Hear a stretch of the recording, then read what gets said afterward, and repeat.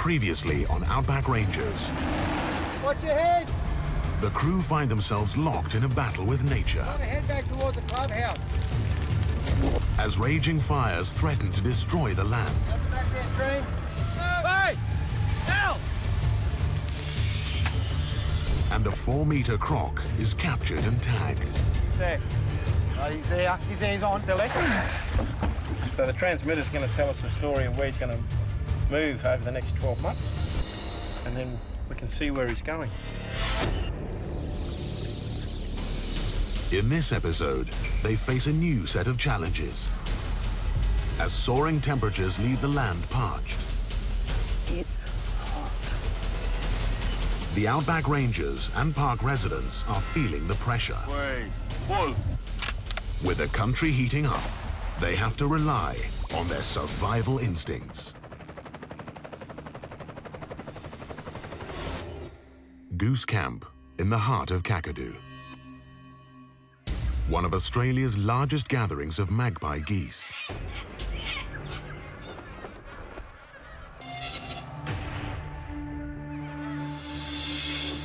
Park resident Patsy Reglar is on a hunt for some tucker. Key to survival in the bush.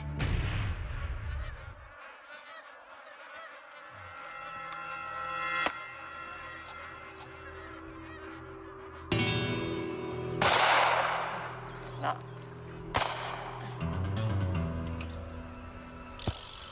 I don't eat chicken much.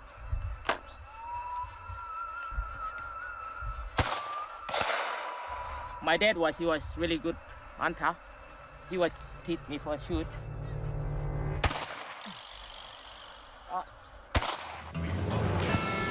Every time I'm coming here, every 2 goose they was knock him down.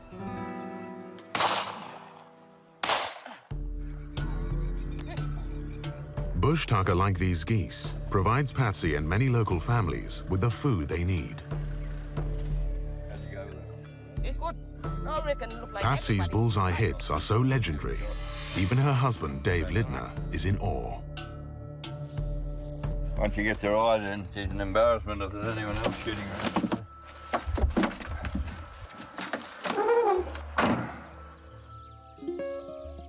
But this abundance of geese won't last long. The changing season will soon make its mark. All the mud crack everywhere and no any bait here. They're gonna go somewhere else to find water.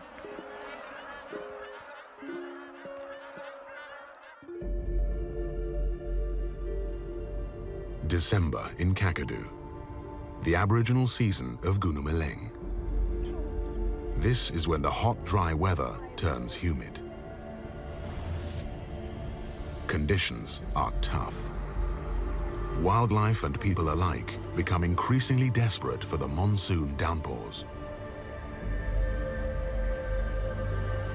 Can't wait for the rain. I'm looking forward to the wet season. Yeah, the build-up's pretty hot. At the Darwin Bureau of Meteorology, climatologist Joel Lisenby is keeping a close watch on the monsoon's arrival. Probably the most defining aspect of the monsoon is it's a large-scale storm that changes the weather across the top end quite a bit when it sets in. The monsoon is big. The monsoon is what brings enough rain to fill the billabongs till the next wet season. But something's in the air to suggest that this year it's going to be different. We usually expect the monsoon around the last week of December. This year, for various reasons, we don't know how strong or how long it's going to last. So far this year has been very dry compared to most. This cloud pattern is a monsoonal pattern where there's thick clouds across all of the top end. But we haven't seen any really big rainfall events. A delayed monsoon is bad news for Kakadu.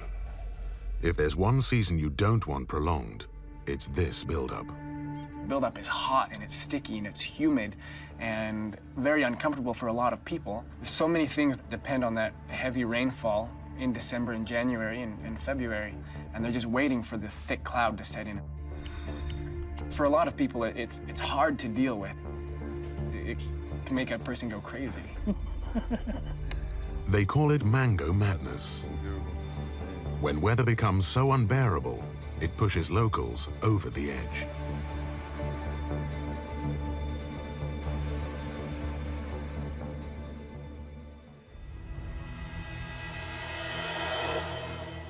End of January.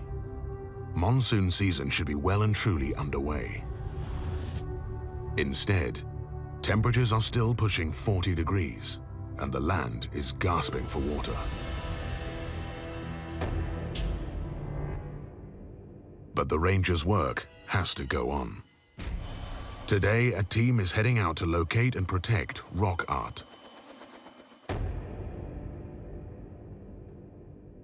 The rock art in Kakadu is classified under the World Heritage Convention as a great artistic tradition. So we go out there as often as we can to look at those sites and make sure that no damage can happen to them. Cultural Officer Gabrielle O'Loughlin is joined by Ranger and Traditional Owner Jeff Lee, as well as Jim Jim Head Ranger Kathy Wilson, on an expedition to the escarpment country in Jim Jim District.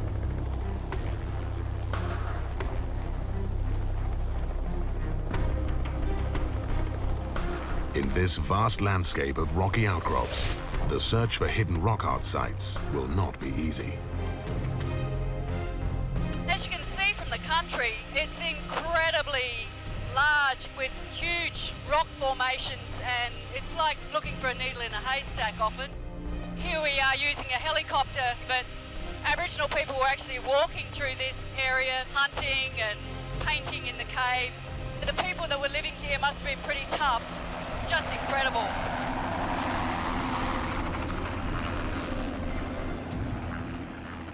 Kakadu has one of the world's greatest concentrations of ancient rock art. Thousands of sites have been recorded, but many more lie undiscovered. To find one, the team must venture off the map, a tough feat in this expansive outback. We're just trying to locate a site that hasn't been visited for some time.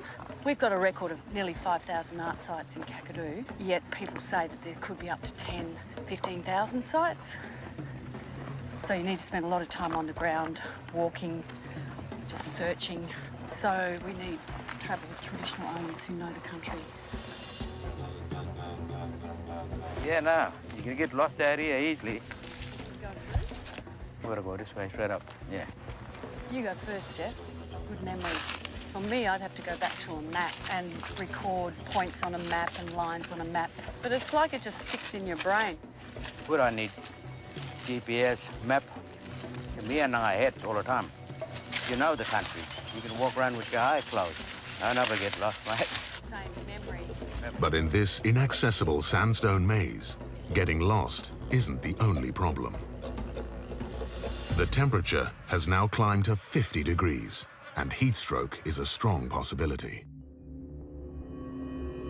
At the Darwin Bureau of Meteorology, Dr. Lisenby is studying the harsh climate conditions, and the signs are bad. The wet season has been delayed, and we expect later this week and into next week, it'll be very dry. You'll get almost no rain. It's been hot. The afternoon temperature is getting around 36 to 37 degrees every day.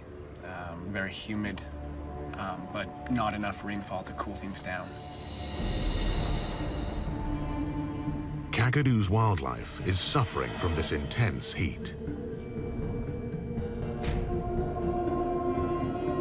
With many inundated areas fast drying up, its aquatic species may be at risk.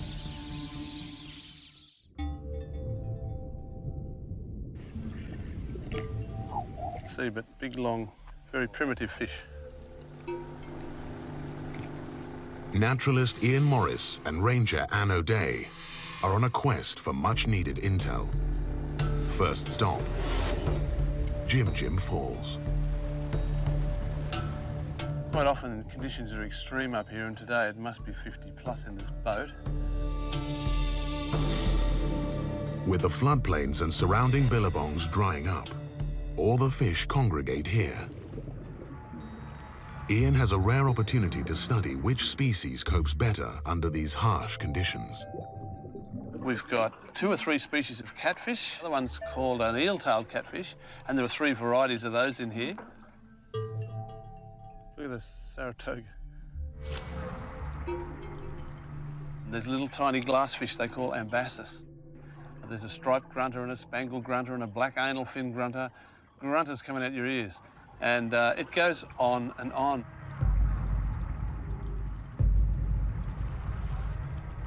Kakadu's always changing. You just can't keep up with it. So our section of the park, we draw on the knowledge of the traditional owners, researchers and park staff and bring all the knowledge together to try to work out what's the best thing we can do for this place. It appears life is stable for the creatures at Jim Jim Creek. But for others, it's a struggle just to stay alive.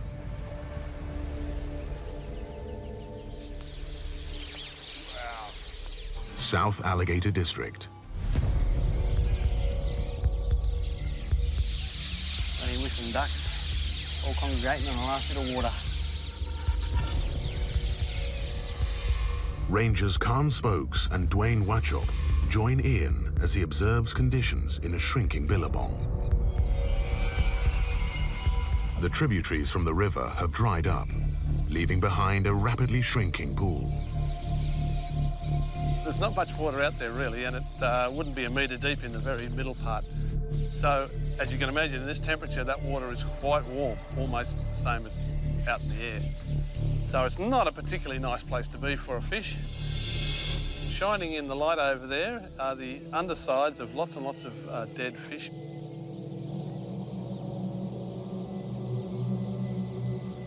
The water levels start dropping. It gets too hot, the oxygen becomes too thin. The barramundi and the large mullet, they're the biggest fish and they require the most oxygen, so they're the first to die. And there's one species of fish out there gulping air at the moment, and that's the oxeye herring, or the bony brim they call it here. And they survive in this kind of condition because they gulp air direct. There's a few raptors about as well, a few whistling kites. Easy pick up for a dead fish. 1 or 2 crocodiles are probably here. They're not visible at the moment. We're going to have a look and see what we can find. The brutal climate is taking its toll on barely surviving wildlife. In this dry heat, water is scarce, and this pool is one of the few sources for miles around. Quite often, traditional enemies will be in the same place as well. So you can have things like goannas and snakes and things side by side sharing the last bit of water, and in the normal times of the year they'd be stalking each other. So it is an unusual time of the year. With no sign of the hot, dry season abating, this billabong won't last long.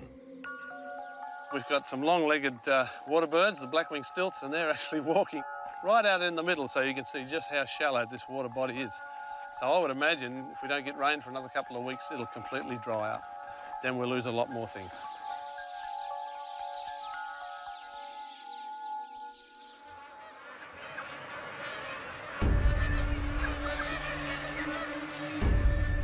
As the land continues to dry out, Dave Lidner has something else to worry about. The Asian water buffalo.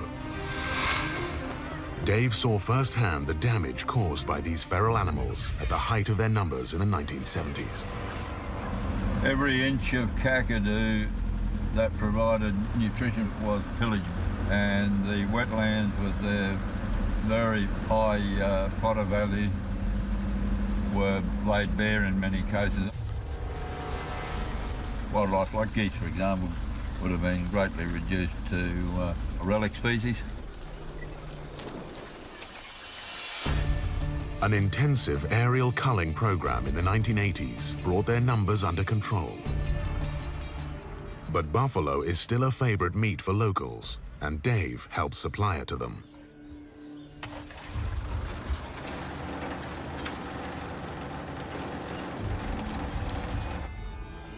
Wait, whoa.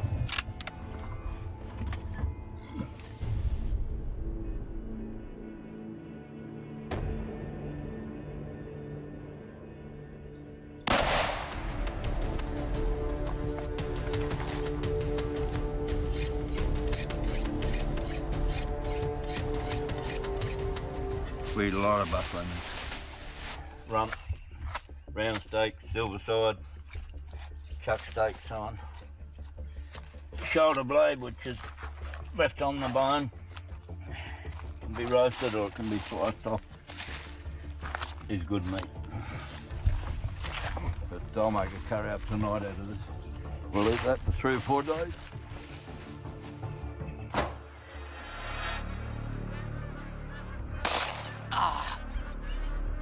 Buffalo culling efforts have allowed magpie goose numbers to swell by the millions. More than enough for Patsy and Dave to help supply food to local families. We get goose, we're shooting, like for people, like we feed lots of people, like every community.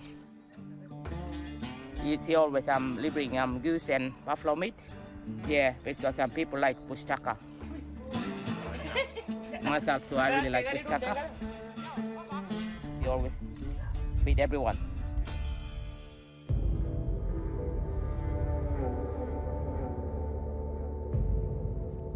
The South Alligator floodplains. The arid land bears witness to the extreme temperature that's soaring across Kakadu. But the land isn't as barren as it first appears. Khan and Dwayne spot faint signs of life. I see the mud tracks. When you see tracks like that, you know there's going to be crocodiles in here. Mud tracks with their belly sliding. When the water was still a bit deep, but it was sloppy mud, but they could still move around heaps easier. Yeah, this is where the last bit of water was. You can see where they were. You can see the walleye still there. Yeah, have a look. We'll just keep going up in here. We'll find them. In this dry terrain, saltwater crocs must rely on their natural instincts to survive the extreme climate. Oh, there it is over there, Kay. Can you see it?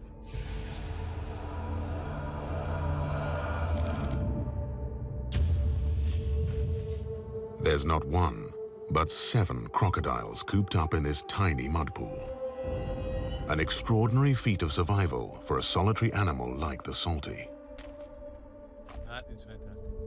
Under normal circumstances, salties are loners. They keep a lot of personal space, except for now. We're seeing aquatic animals using little tricks that they've learnt for who knows how many thousands of generations to avoid desiccation at the worst part of the year.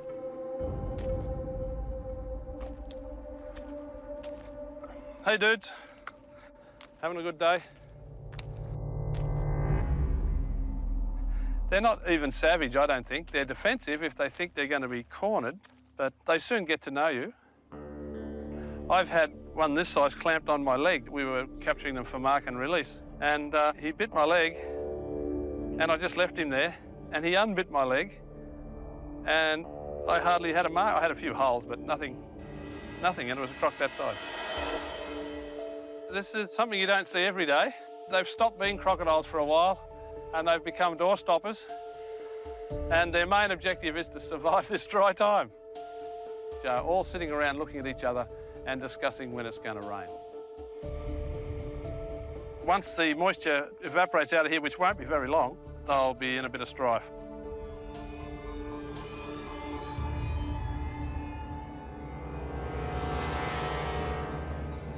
It'll be a while more before the rains quench the parched land. For now, the only relief is from the passing thunderstorms that the buildup brings, teasing the monsoon with scattered showers. These build-up style thunderstorms bring rain and bring relief, but it doesn't last very long. But they form just because the air near the surface is so hot and humid that it's able to rise very quickly. And so you see some of the tallest storms in the world. They get 12 to 18 kilometers tall. A visual spectacle only Mother Nature can orchestrate.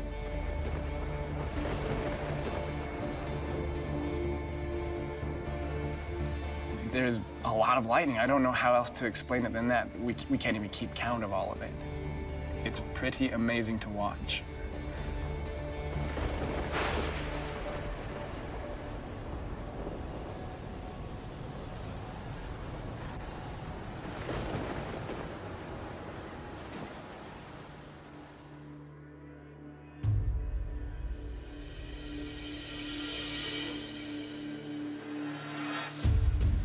In the sprawling rocky landscape of Jim's escarpment country, Gabrielle, Jeff and the team are still looking for the rock art site.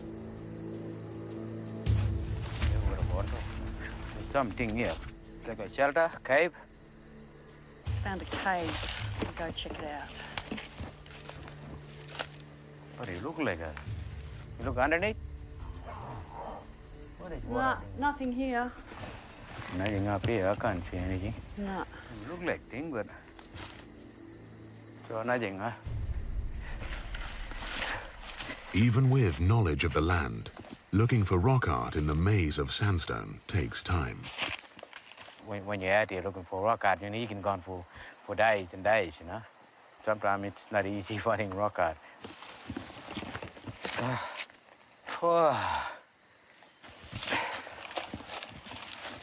And with the rising temperatures, time is a luxury they don't have. It is hard work. It's hot. I wish it would rain. It's so humid. There's not enough clouds in the sky for rain, though. It's the monsoon season without a monsoon. That's why we're all sweating. There are no exceptions. The extreme heat takes its toll on everyone.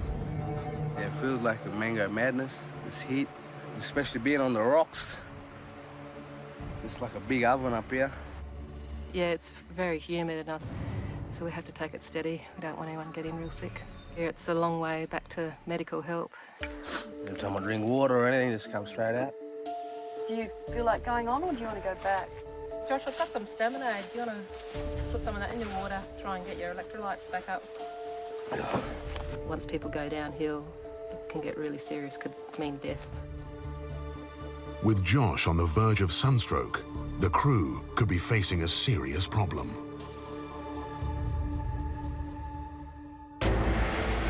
In the next episode, the Rangers' search for the rock art site hits a stumbling block. We didn't find anything this afternoon. As nature's most extreme elements continue to play out in this rugged vastness, Any painting there? Nothing. Rangers battle the brutal onslaught of the heat and the threat of deadly crocodiles. Do a quick nest inspection. That's Mum right there. Oh, bugger.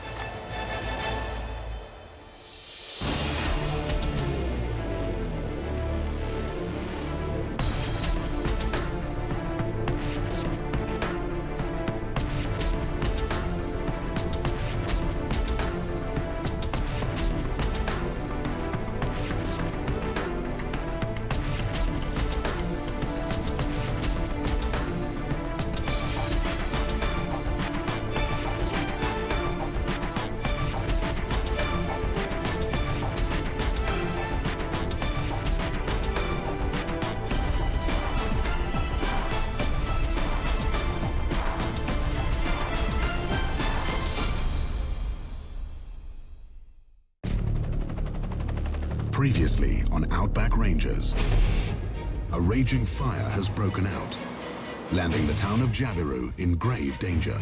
If it jumps this track, then yes, it's a concern. In this episode, firefighters battle the blaze,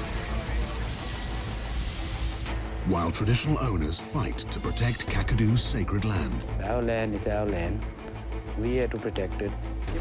Even as rangers take on a dangerous animal. In this rugged outback, Kakadu's teams continue their quest to protect the land under threat. Jabiru, 3 p.m. Watch your heads! Oh, it's jumped their containment line. Fire Station Officer Steve Anderson and his crew are racing to control a dangerous bushfire. Strong westerly winds have caused the fire to jump the containment line, and it's now heading straight into town.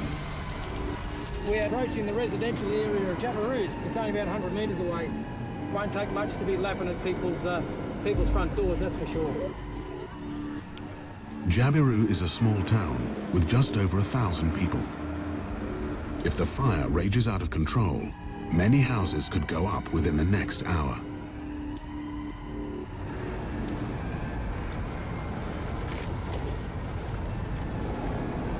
doesn't look good at the moment. And it's about to get worse.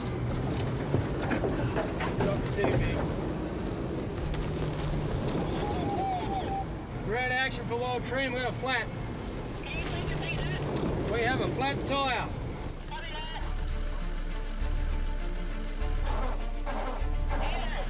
There you go, train. Just go straight to the golf club. With one vehicle down, the volunteer firefighters are left to fight the blaze on their own. So Steve calls for backup. Can you get in touch with Macca and Ryan? I need him to assist us at a grass fire at the Jabiru Golf Club. Within minutes, reinforcements arrive. You know where the number 4 is? Where the tee-off is. Okay. Go down and check that bottom line for me.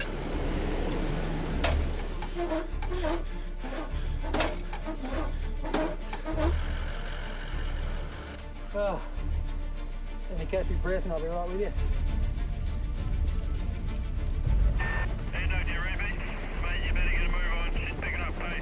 Can you see where it's going to come through? Yeah, it's going to hit the western boundary soon. Get over there, mate. Roger. Bloody hell. Things you don't want. Jump the containment line, then get a flat tyre.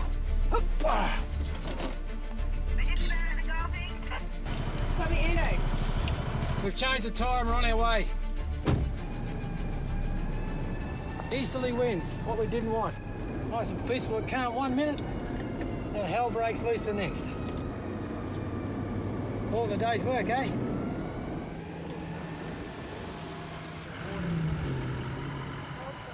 What you been doing? I'll land on the ground, change the tyre. With crucial time lost, Steve must now come up with the next plan of action. Fast. Where to go from here? We'll get the rest of our crew out first. We're limited with resources. All we got is these two vehicles on the tanker. Steve decides to put a final burn around the perimeter, hoping this will keep the flames within the new boundary. Everything out there's all gone, so I don't care. We've got a big area to burn. Start here. You guys follow up in that thing, eh? Yeah, just head back towards the front house. The plan is we're going to put a huge big back burn in, about 3 or 4k long, to protect the golf club and the western boundary of the drought ship. The other side of the windmill.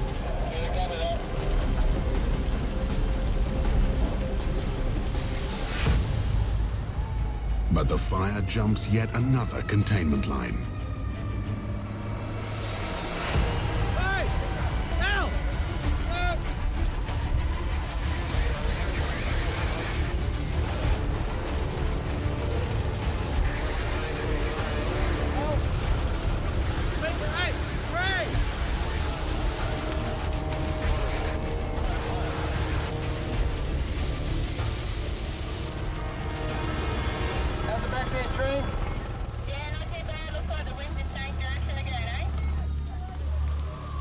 Suddenly, the wind changes direction, to the crew's relief. Wind's going virtually a northerly direction, which is perfect for us. While the wind's working to our advantage, we'll make the most of it. It's all they need to get the fire under control. So far, so good.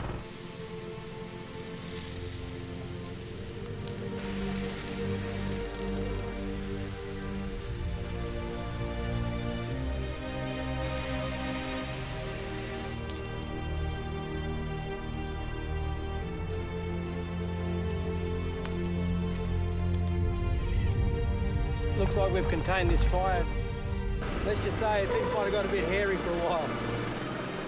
Yeah, lucky danger in there, eh? The guys did a sensational job. Yeah, long, hot, mongrel day. It's all over, hopefully. We can all sleep peacefully tonight. A few little hiccups along the way, but at the end of it, nothing's getting in now. And that's it, all tied off, locked off. Very happy. Yum. Hell yes. Go get something to eat, drink, sit down, cool off, shower, swim. Take it easy. Thanks to Steve and his team, the town of Jabiru lives to see another day. Good job, fellas. guys earned yourself a beer, eh? But the battle to protect Kakadu's land and its riches is far from over. Ranger Mine, one of the world's largest uranium mines, generating up to 10% of the planet's total supply. The uranium from the mine is used to create nuclear power. It is a resource worth billions of dollars. But the mine faced fierce opposition from the very beginning. Ian Morris, one of the first to train indigenous rangers, recalls this unsteady period in the late 1970s. When I first started here, we had traditionally born people, people who were born in the bush, and then for the latter part of their lives, they had to join in with this very fast-moving Western impact. And all the way through, we've had traditional owners who have not liked the idea of digging holes in the ground and upsetting the balance of the physical world, the spiritual world.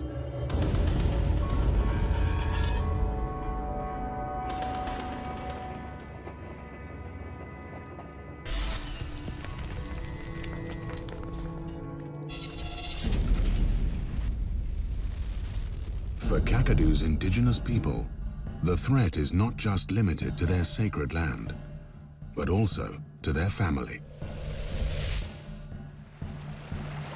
They fear the park's water will run the risk of being contaminated, and that radiation from the water will harm their children.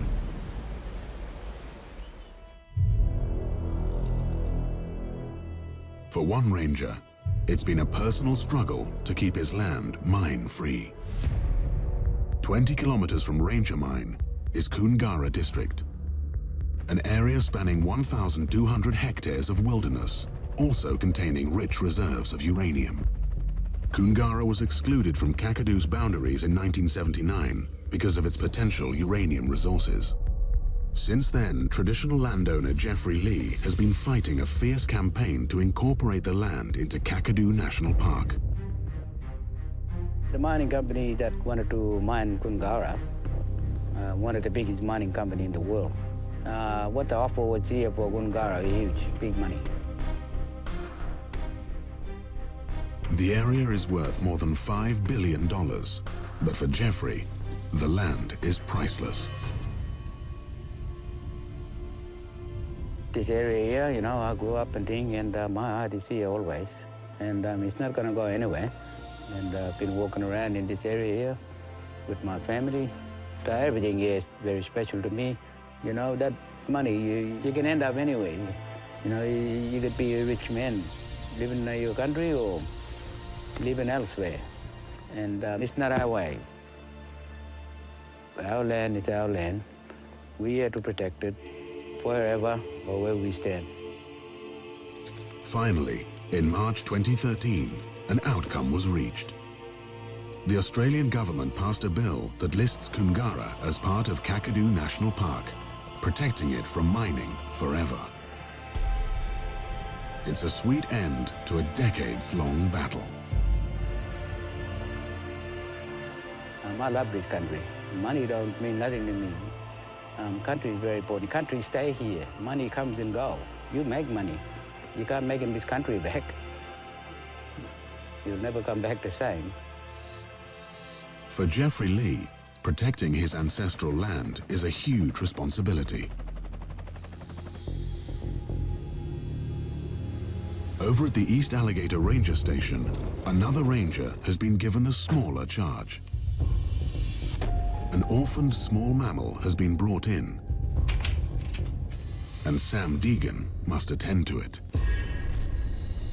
It's a baby northern quall, one of Kakadu's most endangered species. We had two visitors that come in the park. They found this little guy here on his own with a bit of sand and dust in its mouth. So they brought it to the station here so we can look after it.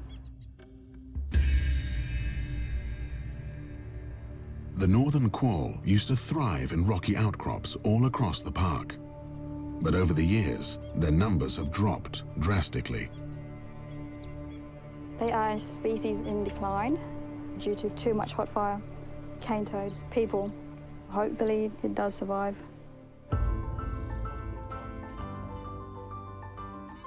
Sam is going to take care of it till it's strong enough to be released back into the wild.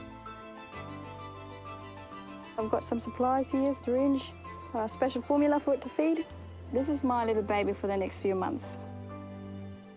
I'm gonna probably be its mum. Makes me happy. I'll be calling her Jilly. Country is an important part of our life. We look after the environment here that we live in, and we need the animals too to live in as well.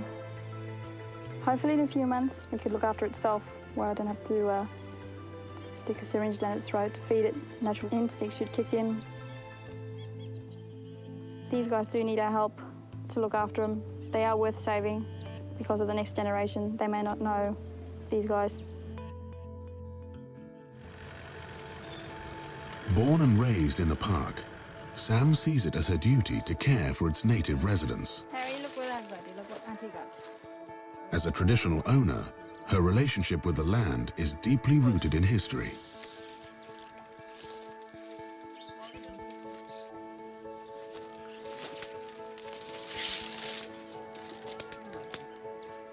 Well, Benning people, they enjoy this very much. Take the family out. They go to some places, well, most places where some people can't go. Like we have the public. It's not open to the public, some areas. No, we enjoy what we're doing here. Surviving off the land in Kakadu requires a lot of knowledge. It's knowledge that the local people have accumulated over thousands of years. Today, those skills are still being passed on to the young. Teach her how to fish.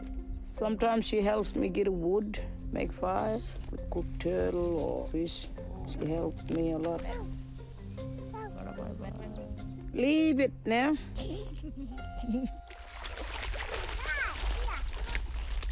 That's the Saratoga. It's still going to take her more years to be as good as her grandmother.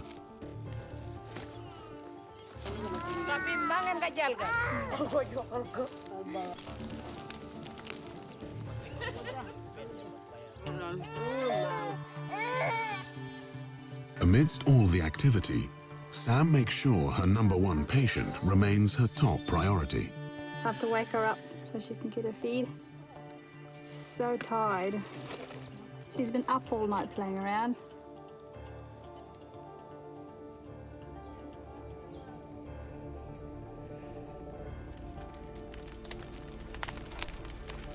Oh, I got it. You want to check it? And that's my turtle.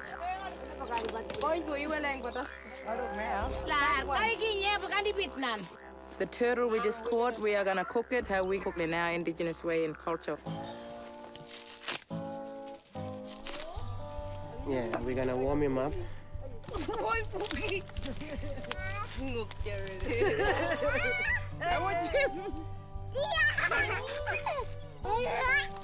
Rich in protein, turtles are a favorite bush tucker. All turtles that in this billabong in our river system, we eat it. Got the pig-nosed turtle, long-necked turtle, short-necked turtle.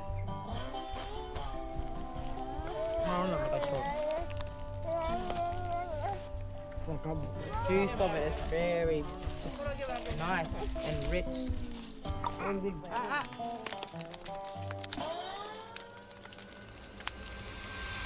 70 kilometers away at Cales Crossing, another crew is heading out on a risky operation. Croc expert Gary Lidner and his team are after a saltwater croc to tag. A previous operation the night before had failed after a storm forced them to abort the mission. Last night was good practice for tonight when it's calm. So, you know, it'll be much easier. But lucky we've gone through that rough bit last night. Spotty, first aid kit. Hopefully won't need that. Yep. Tracking a croc will help them to understand the animal's movements in the coming wet season.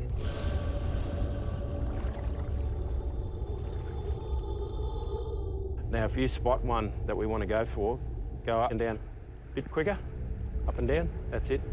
And Andrew knows there's a croc there, right? We've got firearms, we've got radio comms in all the cars and both the boats. duty officers are aware of what's going on, so we've got quick response. You know, if something goes wrong with a croc, obviously the consequences are pretty dramatic, so we've just got to think about reactions to that. Same thing, if a crocodile grabs someone, try and secure the animal and try and get him released. Okay, just go slow, Paddy. Real slow. I've got enough water. Okay.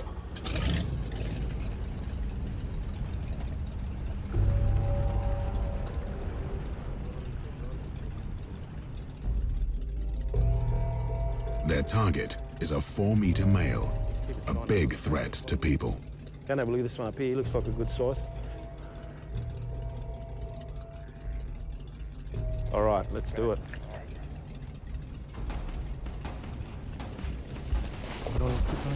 Keep it on him, keep it on him, keep it on him, keep it on him. Good job, Gary. Neutral? Yep, I'm neutral. Okay, neutral, Paddy, he's coming for you. Here's your next harpoon, Gary. Yeah, give me another harpoon line. There you go. Andrew. Hey? He threw it. Oh, bugger. All right. Come off. Oh, God. I got cord burn with that one, eh? The Rangers are spoilt for choice.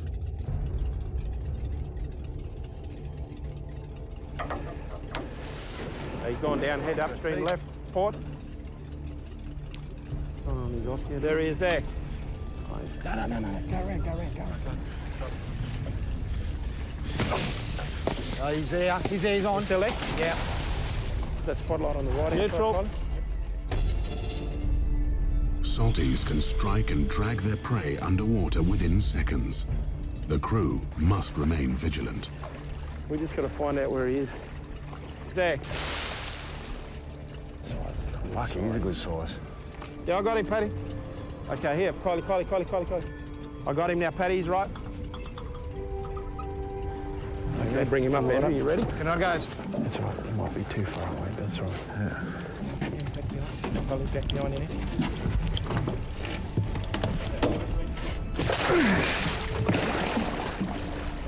Got him? Yep, cord's going out. All right, yep, gone. Got him. I'll hold that, you go for it. Yep. But the Croc is determined to give a good fight. Pull him up higher. Yep, hang on. Hold him there. You got it? Gary must now secure the Croc's jaws. It's a risky task.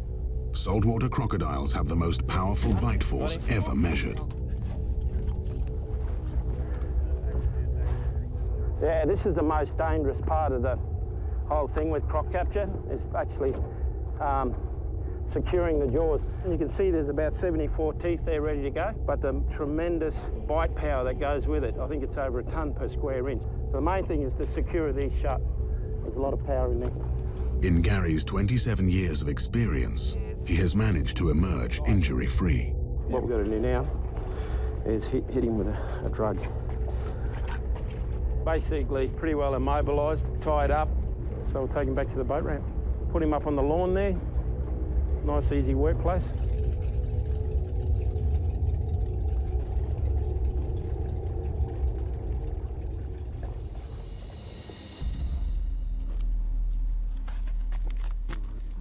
So our transmitter fits in there, like that. So he's a perfect size. So the transmitter's going to tell us a story of where he's going to move over the next 12 months. And it'll be sending a signal every 2 hours to a satellite. And then the satellite will send that signal to us. And then we can see where he's going. There's a lot of activity happening on the river. There's a lot of fighting. Everyone's getting a bit agitated.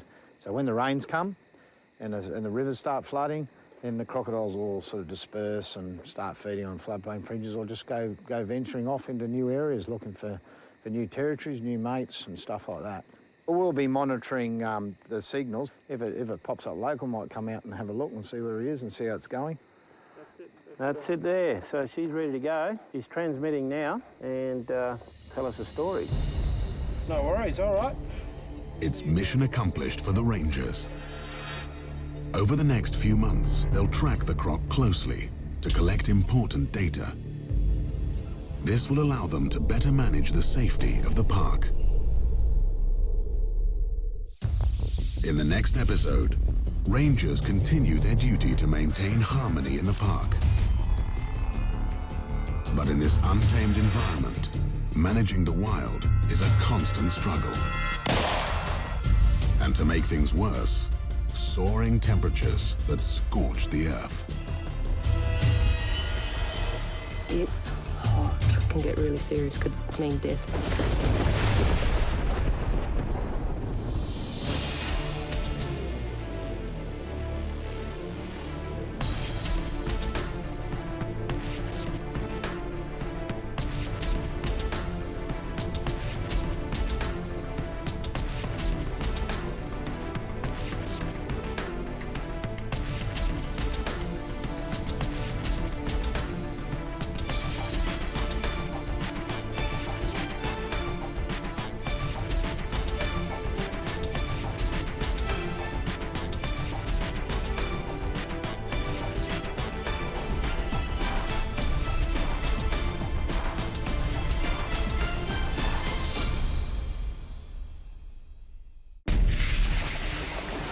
Previously on Outback Rangers. Croc here somewhere, you can smell him. The crew discovers a dead croc and suspect it's the work of illegal campers. Maybe ended his life with a bullet. It's terrible. In this episode, the investigation takes on a surprising turn, while another ranger attempts to save Kakadu's smallest residents. I'd safely say you're probably looking at the last few remaining qualls. Firefighters have to contend with Mother Nature's fury. Watch your head! Have a look in this creek. Even as croc experts track down a deadly predator. Every day's a battle for the team as the region goes through a period of heat stress.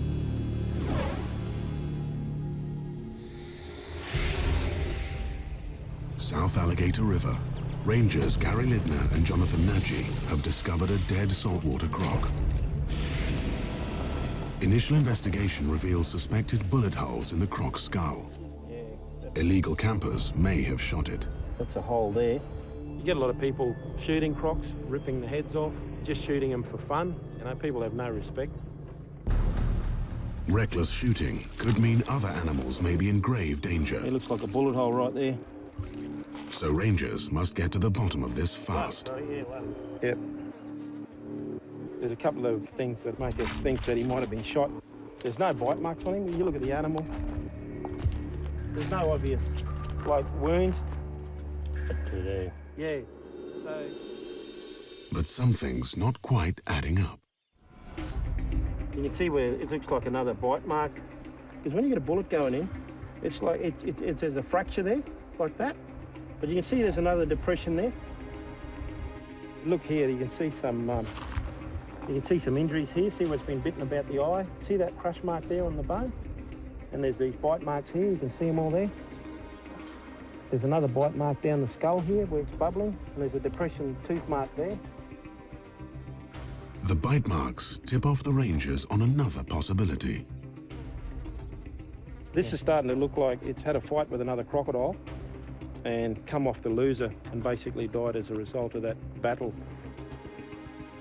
Just another big croc come through, had a big fight, so they fight face to face like that. So the other one might have had him headlock and might have drowned it like that.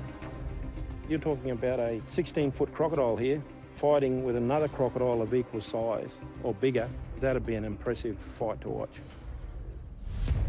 To be sure, Gary does an autopsy, crime scene investigation, Kakadu style. With the flesh removed, you can tell whether a bullet's gone into it much easier and also whether another crocodile's bitten it. Beautiful. Done. With no signs of a lodged bullet, the rangers believe the animal died at the hands of a challenger croc. You got another big croc moved in, or this one's moved in and challenged that croc, and unfortunately, there's a loser. As Kakadu dries out, water is scarce, and waterways turn into battlefields.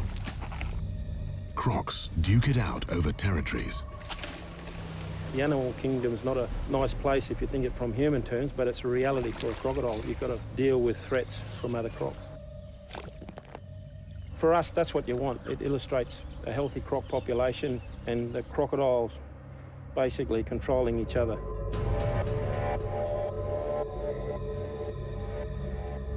Crocs aren't the only ones fighting for survival.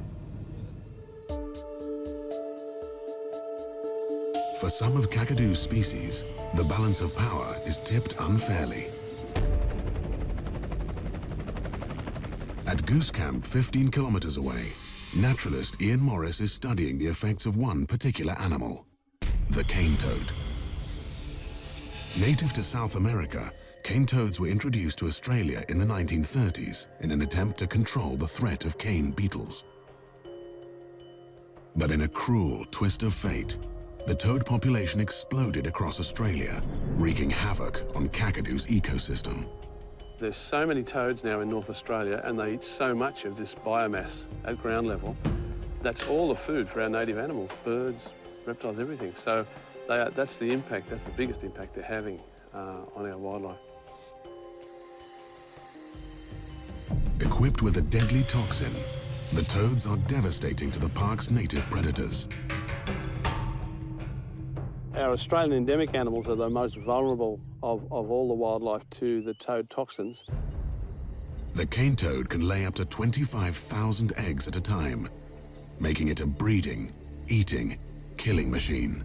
Those other feral animals we've got, none of those caused any extinctions, but toads have got the capability to cause mass extinction. We've seen a tremendous knockdown rate. Nobody knew what to expect. We didn't quite know how to prepare for these toads, and we've just had to learn by experience. Ian believes the toad invasion has caused some species to become extinct from Kakadu. The yellow-spotted goanna here, the great big floodplains goanna, which was a common sight anywhere around these parts up until 2002, is completely gone. We just don't see them anymore. They were a frog eater and they had no resistance to the toxins of the toad, so they died out very quickly. The king brown snake is gone completely, nothing left. You know, and they're not coming back, they're finished. And that's from toads, just toads. Now, another native species is being pushed to the verge of extinction, the northern quall. From an estimated 80,000 across Australia's top end, their number has since plummeted drastically.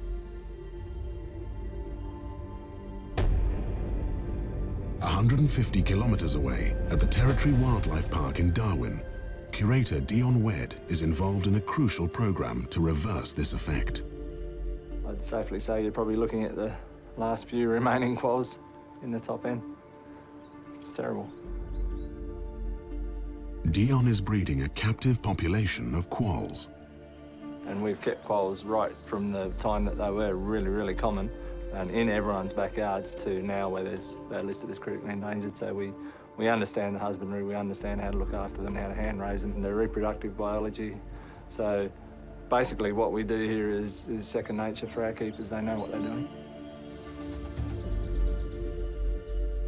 The park has teamed up with university researchers in a project that trains qualls to avoid these toxic ferals.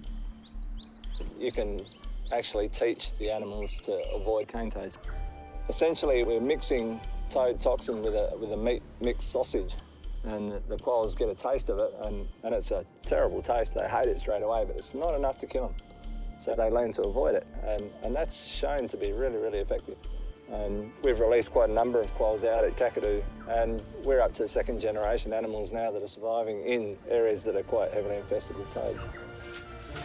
Initial results show their methods are proving to be effective, but it's still too early to know if the species will bounce back.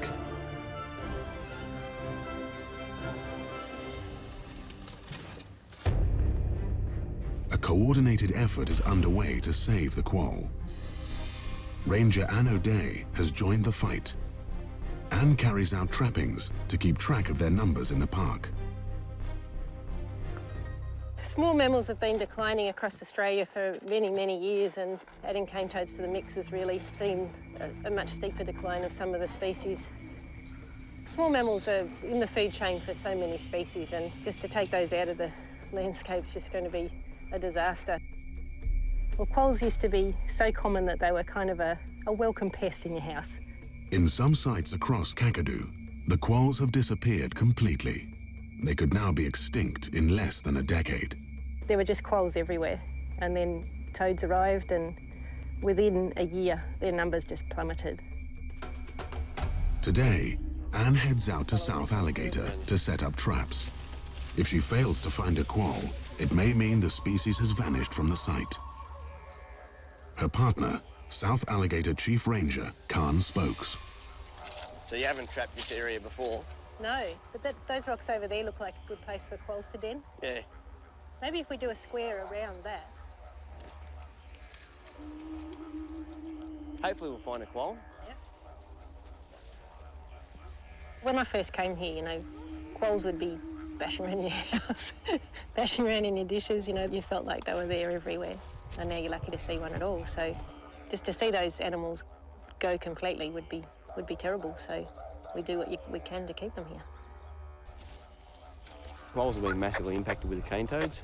We've managed to get a photo of a quoll out on one of the other sites, which was a rare event and sort of a bit of cause for excitement. So we'll see if we can find a couple more. We can start finding them and they're coming back from the cane toad invasion. That'll be a massive plus there. With the traps now in place, Anne can only hope their effort will bear fruit.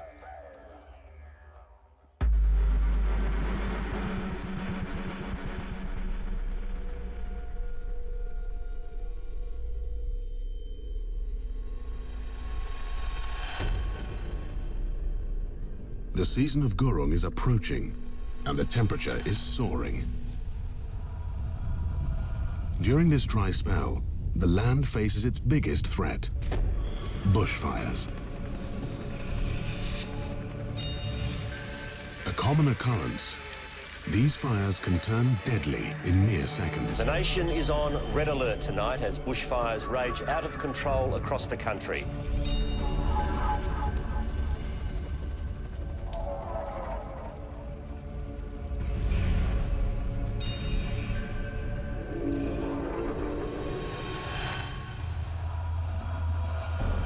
In this intense heat, Kakadu is at risk of such disasters.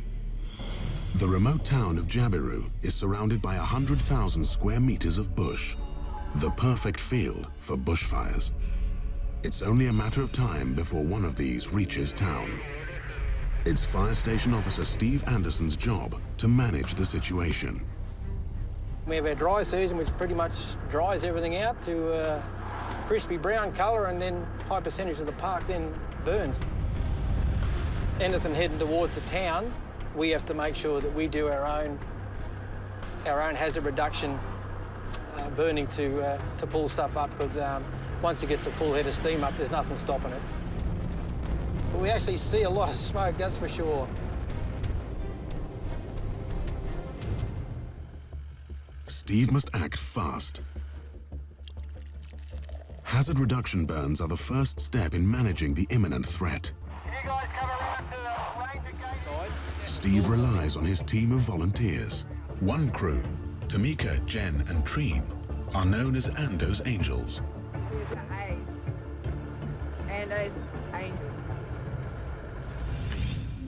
The team is burning a boundary line to create a buffer zone around the town.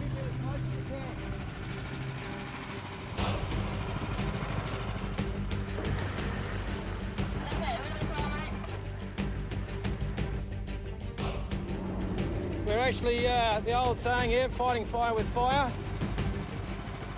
It removes excess grass so there is nothing left to burn and minimizes the risk of wildfires raging out of control in Jabiru. Tree. Just wait on the edge there, because James will be coming out from the other side, okay? Just hold up at the end of this long grass stuff. Copy that.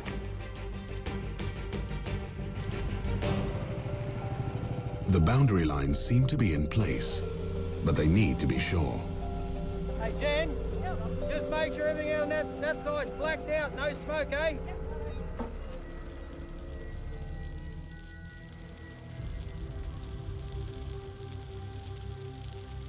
For now, Steve can only hope the town and its people will be safe.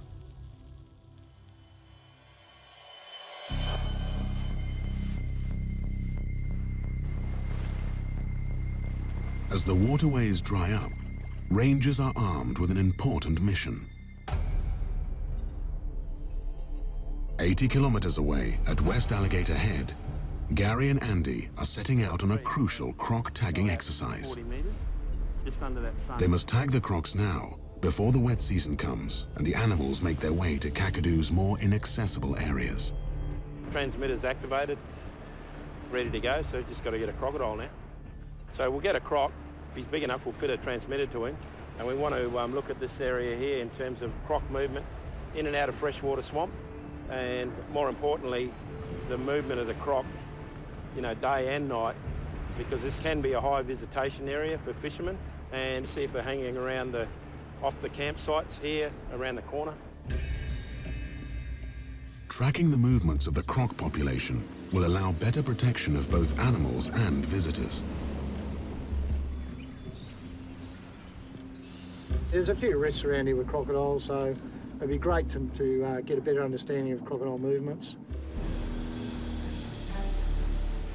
Oh, I reckon I just saw a head in the water then, eh? They might just come in, eh? Where's the camping area? Right there? Yeah. That croc track's 100 metres away. Yeah. Andrew, just go He's up there, track. eh? Yeah. Up in that log. Yep. Let's have a look in this creek. What's the depth up here? Be a log.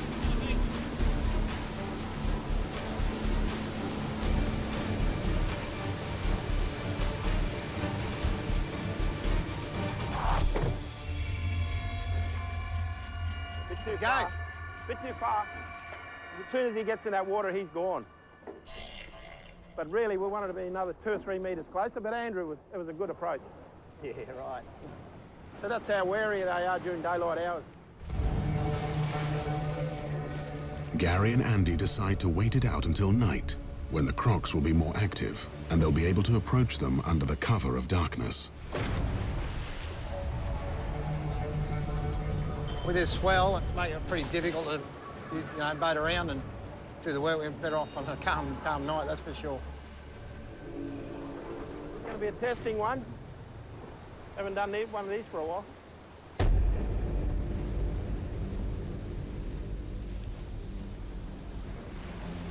But as night falls, Mother Nature turns nasty. Larry, sitting all right? When you go in, Andrew, you better swing back on an angle with the wind. A sudden storm strikes. And as the waters turn rough, the crew is forced to abandon their mission. Mate, we got 20, 25 knot winds out there, and it's not workable. We're not going to get the crocs, so unfortunately we're going to have to call tonight off. Too rough. Yeah. Thought it might have calmed down a bit, but that's all right. Shit happens. Okay. With the storm forcing them onto land, Gary and Andy will have to set up camp smack in the middle of croc territory.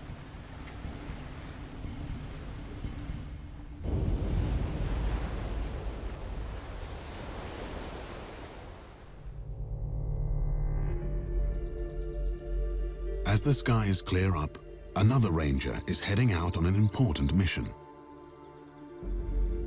Anne O'Day is checking on her quall traps. If she finds one, it bodes well for the local population. False alarm.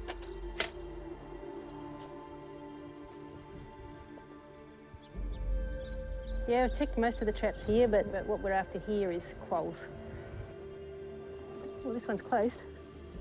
With just a few traps left to check, Anne is desperate to hit the jackpot. Might be something in there. It's a quall. It's actually a quall. It's a baby quall. Yeah, it's just a little baby. This just means that there's another population of qualls out there that we didn't know about, and there's not many of those. So, best case scenario, these little guys could make a comeback. So it's got all its fur and everything, but I think it's still probably relying on its mum for a bit of milk. They breed up at this time of year so that by the time the wet season comes and there's insects and food everywhere, the little tackers are out getting to be independent and they've got plenty of food. Little fella like this means there's at least a mum and there was at least a dad. Of course I say was because after they breed up, after the breeding season, the males, most of them just die. I'll let it go just exactly where we trapped it, then it will be able to find its way back to its den.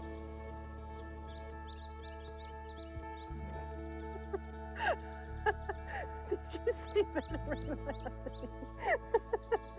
Oh, that was good. In Jabiru, bad news has come in for Steve and his team.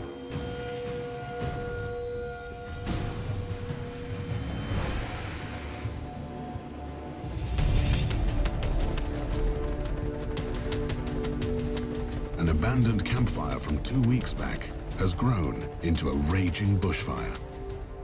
It has already burned through 40 kilometers of bush and is heading straight for town. Trader and rolling runway 09 Jabiru.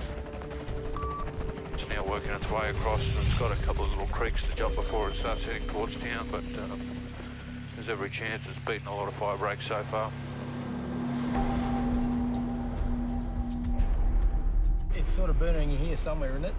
So it is in here. Yes. So we're just going to make sure it doesn't cross the road anywhere. So I think if once we protect the camp, which is... If the wind picks up speed, the nursery, airport, and gun club all could be enveloped within the next hour.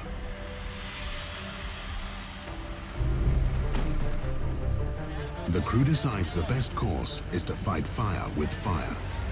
But they've got to move fast before another wind change occurs.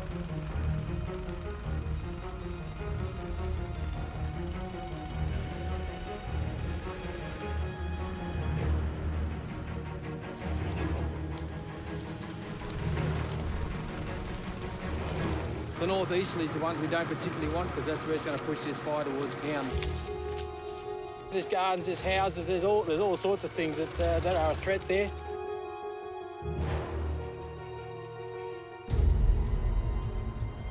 We're about 1 kilometre away from the edge of the township of Jabiru. If it jumps this track, then yes, it's a concern. Steve and his team are working against the clock. The closest resources are hours away, and if they can't keep the flames under control, the township is in serious danger. In the next episode, the crew continues to battle the fire. It's jumped there, contain the line. In these unforgiving conditions, the land is at the mercy of the heat. Firefighters need to exert control over the elements, or else disaster strikes hard.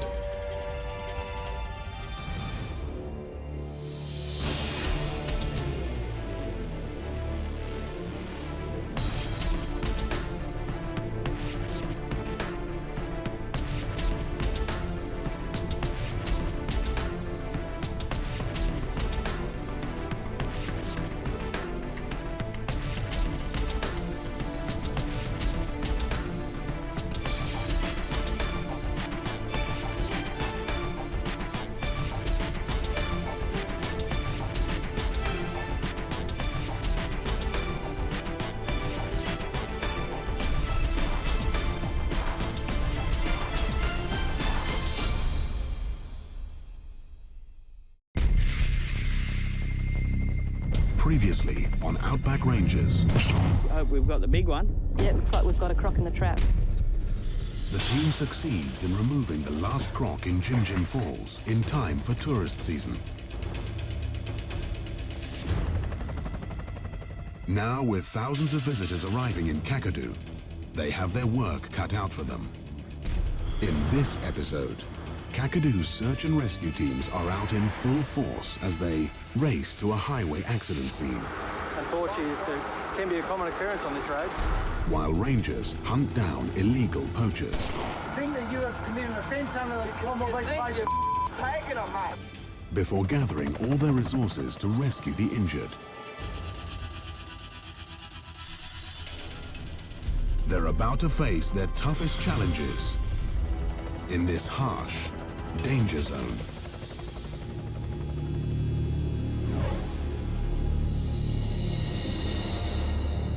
Wales Crossing, East Alligator River. A busy spot in Kakadu, attracting hundreds of anglers each year.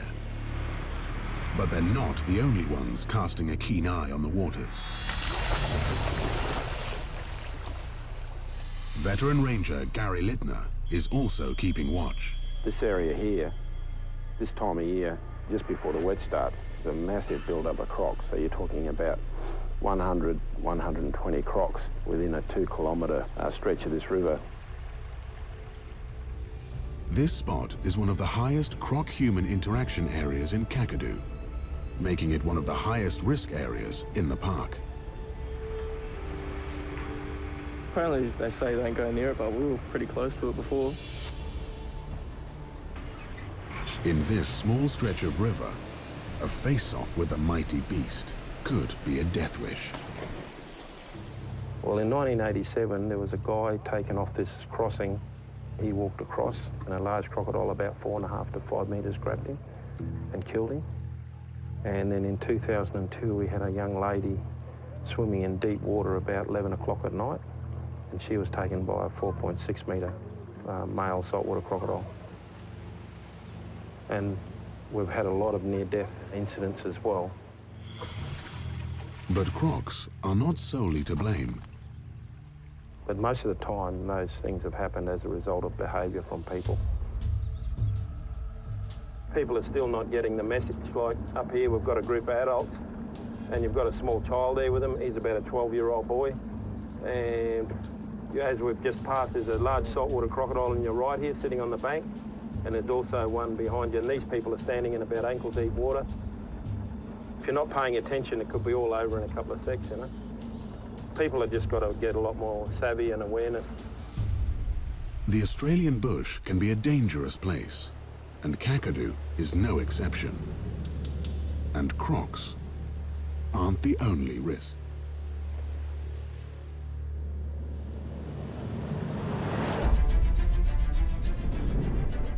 Jabiru headquarters, 9 a.m. Fire Station Officer Steve Anderson receives an emergency call.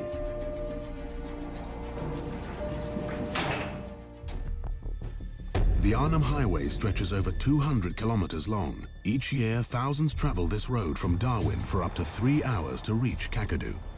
The long distances, wildlife, and unpredictable roads mean serious accidents occur in the area. We haven't got much information. It was just that it was a single vehicle rollover, and that's about as much information as we've received yet. Coming into this time of the year, we've got lots of road crashes.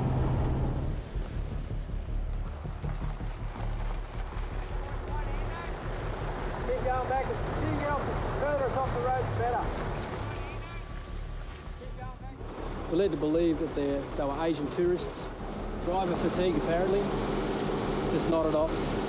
Unfortunately, it can be a common occurrence on this road. Especially during the dry season, we have a lot of tourists, and quite often some of them are not used to long distances with travelling. Unfortunately, this can be a result. For Kakadu's paramedic team, led by Nurse Richard van der Veerdonk, it's a busy time of year.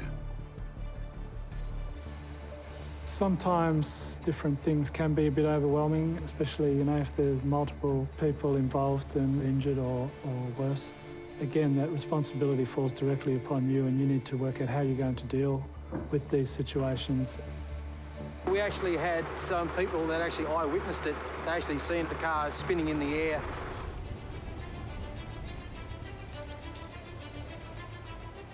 They've been conveyed back to the clinic for observation and checkup as part of their holiday rec for them.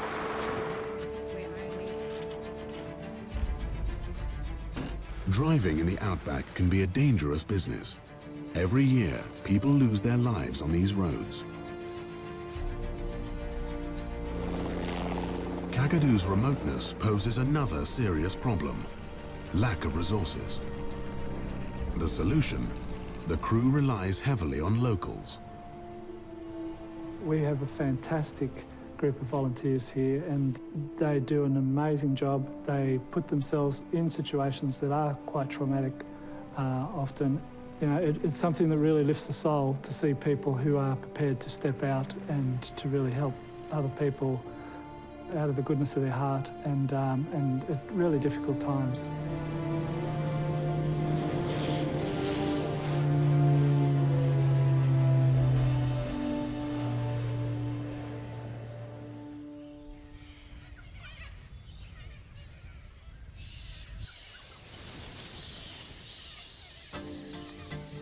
For those who finally make it to Kakadu, the park's incredible wildlife is theirs to enjoy.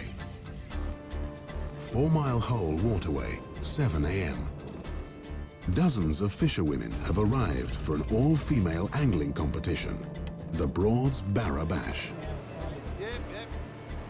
Today, the last day of the Broad Barra Bash women's fishing comp.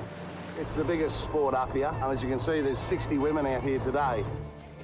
Today's prized catch, the famous barramundi. A predator of the wetlands, the barra is one of the world's greatest sport fish. We've got the best billabongs, the barra, we've got the blue water and all species out there. It's great. Oh, bye, beautiful. But Kakadu's calm waters also attract its fair share of troublemakers. Since the creation of the park, a small group of people have been attempting to exploit Kakadu's bounty. Poachers. Most operate in the coastal areas of the park, where a single day's catch can yield thousands of dollars. It's a high-risk game that can land them behind bars, but the huge returns mean many keep coming back.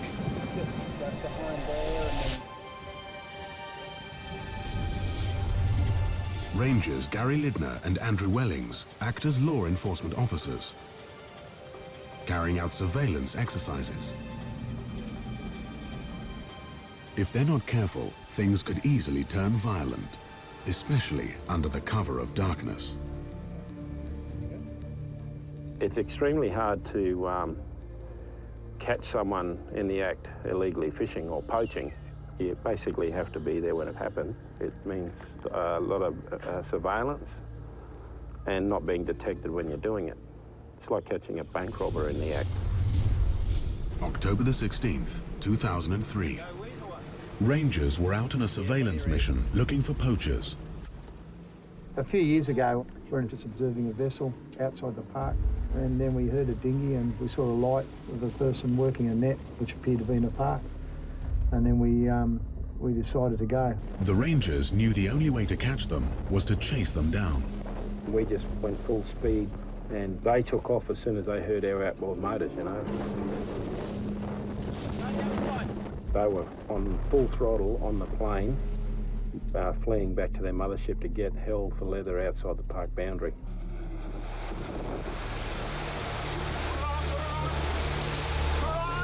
Okay, just turn your vessel around, mate.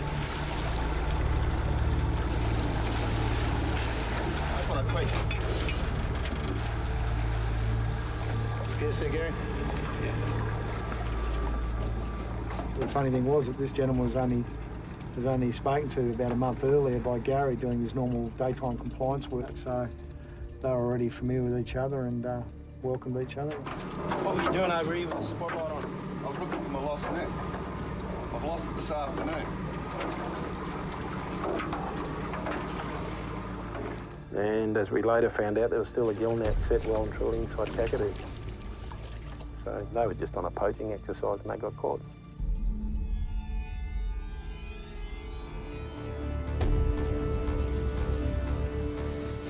Commercial fishing has been banned in Kakadu since the national park was established in the 1970s. If convicted, perpetrators could face a fine of over $100,000 and a lengthy jail sentence. Have a good day, eh? That's it, mate. Yeah. Bring up park headquarters. Don't get me wrong, there's some really good people in the industry, but there's some that are really disengaged. They're very good at what they do. They're good fishermen, but they're also very good poachers. They travel at night with no spotlight whatsoever. They travel at low tide in total darkness. So you've basically got to match their ability if you want to catch them.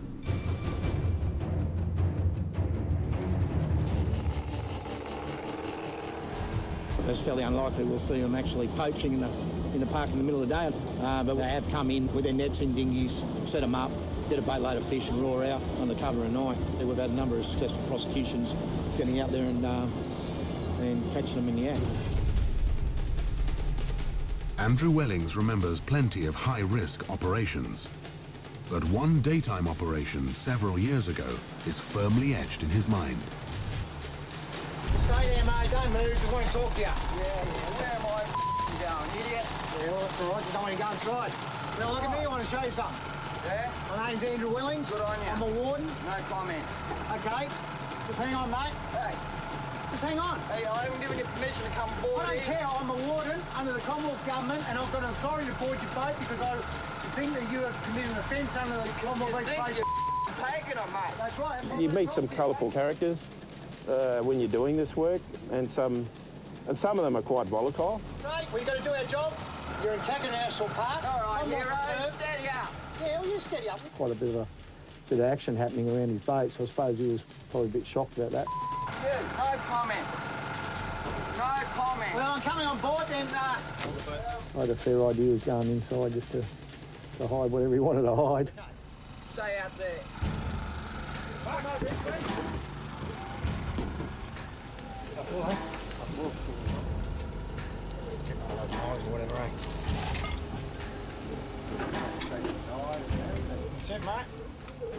When you do, do a boarding, it's important for him to look after my back and equally me look after his back.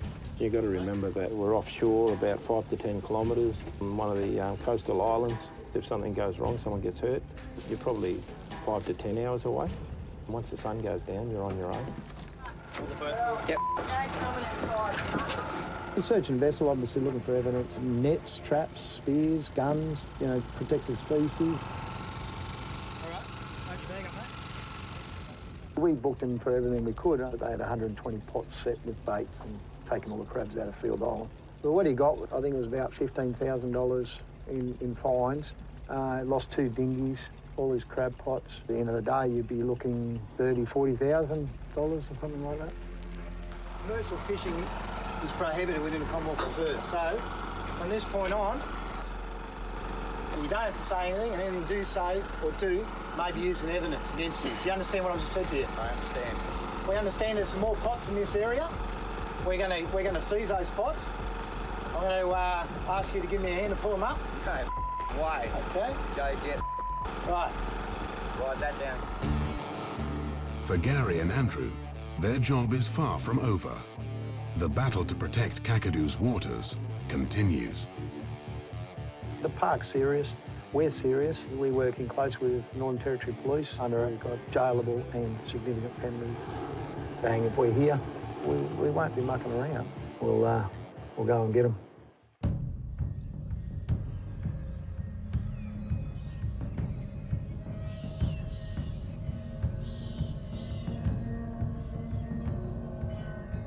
Hundreds of tourists are arriving in Kakadu. While visitors have a good time, rangers are on high alert. Rangers need to make sure that visitors stay safe in this harsh landscape.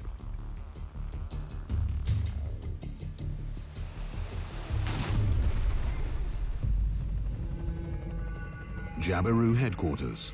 An emergency call comes in. Kakadu National Park headquarters. Please state the nature of your emergency.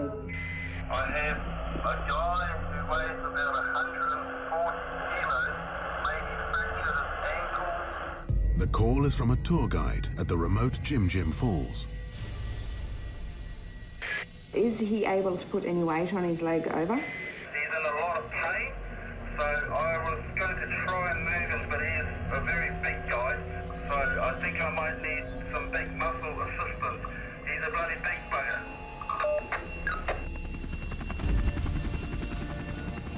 The only way in and out fast is by chopper. Kakadu's seasoned pilot Owen Webb steps in to assist. In this rough terrain, a rescue mission of this sort can be challenging. Access, in this case with turbulence and maintaining safety within the chopper, becomes quite a skilled process for the pilots. Anything as we're landing can severely damage the chopper.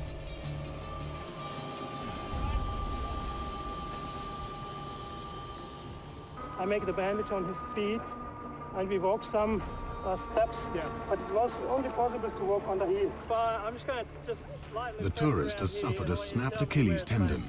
While the injury is not life-threatening, Richard is not taking any chances. We're just going to get you back to the clinic, take the strapping off, and have a better assessment. Okay. I just climbed on the rocks and tried to go across. Yeah? Because the sand is really, really hot. Yeah. Sorry, mate.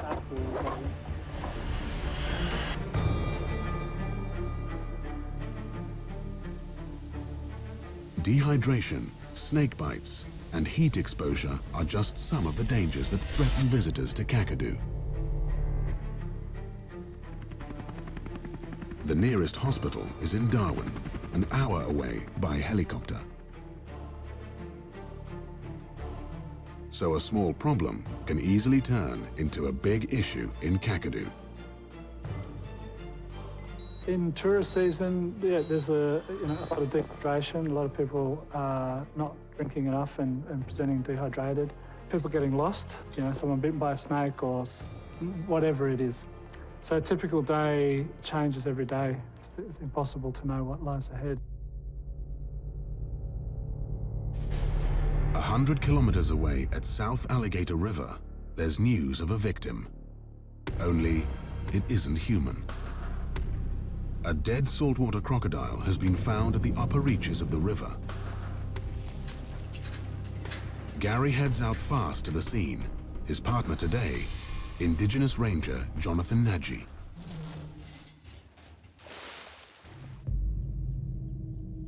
Survivors of the dinosaur age, saltwater crocs are a protected species in Australia. So every death demands a crucial investigation. Croc here somewhere, you can smell him.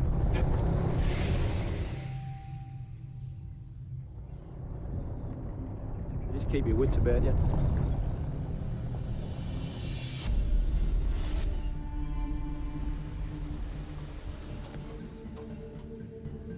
Just a few days ago, rangers caught people camping illegally less than 100 meters from this spot. Gary suspects foul play. It's in close proximity to a camping area where people were fishing. That's a suspicious part about this situation with the dead croc. He might have come up near the campsite. Someone's got a rifle out and gone whack. Killing saltwater crocs is a criminal offense that can land people in jail for up to 2 years and carries a maximum fine of $110,000. The rangers need to investigate. Crocodile tied up now, and we're going to tow him up into the flat. And once we get him up there, we'll find a nice shady tree and have a look at him, see what happened to him. Oh, the smell's a big one. It's going to be with us for a while now. And yeah, could be with us for a few more days yet. Clears my nose. No, it doesn't.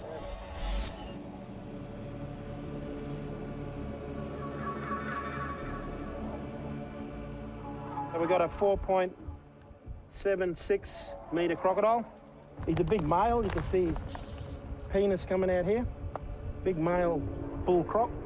He could be up to 40 years old or more, These crocs are special. They well and truly earn their right to be, the boss croc. Because, being laid as an egg and then surviving all that way to be a 10-foot crocodile male is a very hard thing to do. To get to the next stage where he's a big bull croc, he's well and truly earned his right to rule that waterway, And then someone comes along one day and maybe ended his life with a bullet. It's terrible.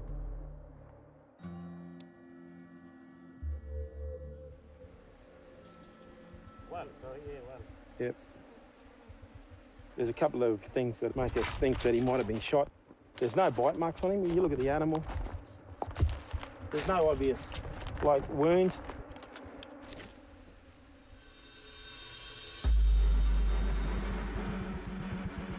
Right. Okay. Yep. We want to see if he's got any bullet holes or bite marks either side of his body. Yeah, that looks interesting. That's a hole there. Yeah, that looks like a, yep. It looks like a bullet hole right there. A devastating discovery. If this croc has been shot, the criminal needs to be found. Gary and Jono must act fast before more lives are put at risk.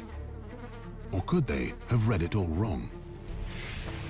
In the next episode, rangers continue their fight to protect Kakadu and its native species. I'd safely say you're probably looking at the last few remaining quolls. It's terrible. In this rugged land, maintaining harmony between man and wild is a constant struggle. Watch your head! Nature is unforgiving, and in the battle to survive, some will come off as losers.